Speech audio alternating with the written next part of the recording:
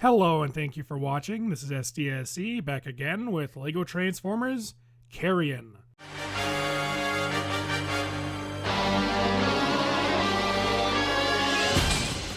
Like my last Beastformer Warhog, Carrion here didn't really start with any strong idea.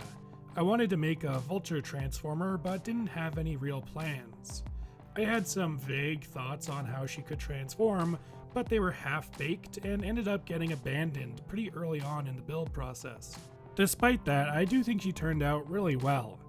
In bird mode, she has a very impressive presence, thanks mostly to her outstretched wings. I was worried going in that I wouldn't be able to get the wings quite right, but in the end, I think they look great. I've used dark pink for her head and legs. The color pops nicely, but I have a very limited collection of pieces in it, and I had to fall back on using dark gray for more of the legs than I would have liked. The neck is the one part of the bird mode I'm not entirely happy with. I don't think it quite captures the look of a vulture, but I had to keep the design simple for transformation. That's all there is to say about Carrion in bird mode, so now it's time to transform.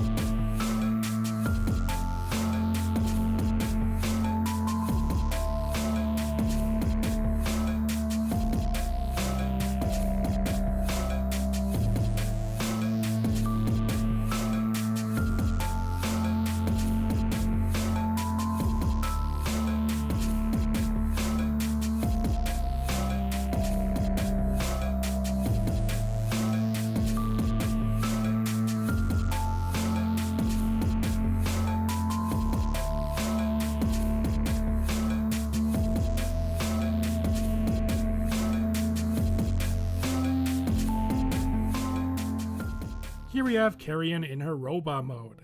I mentioned earlier that I had some vague ideas going into the model that ended up getting dropped once I started building.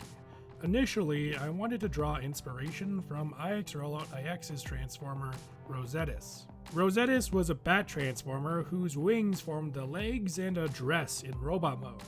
I thought it would be cool to try and take that idea and do it at a slightly larger scale with the bird. But I quickly realized it just wasn't going to work out, and I dropped it. However, you can still see the vestiges of the idea as the legs are formed entirely from the wings, which is easily my favorite part of the transformation. I love the shaping it gives her and the way that the two end feathers come together to form high heels. Moving up the model, Carrion's head is formed from the bottom of her bird mode head.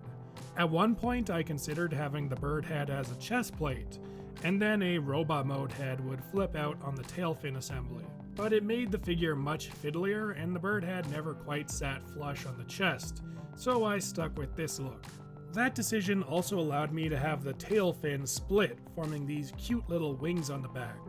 They aren't super noticeable, but it's a bit of transformation that turns what could have been a kibble plank into something that feels a bit more intentional.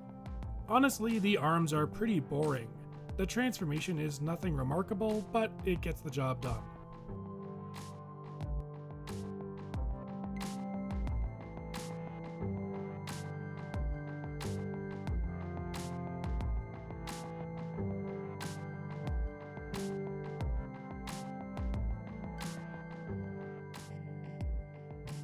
I don't quite know how to explain it, but there's something about Carrion's robot mode that I really enjoy. While she's not as dynamic or exciting as some of my other figures, the curves of her stance and her sunken head give off the vibes of a silent schemer, and I really enjoy that. But that's all I have to say for now, so I'll see you next time.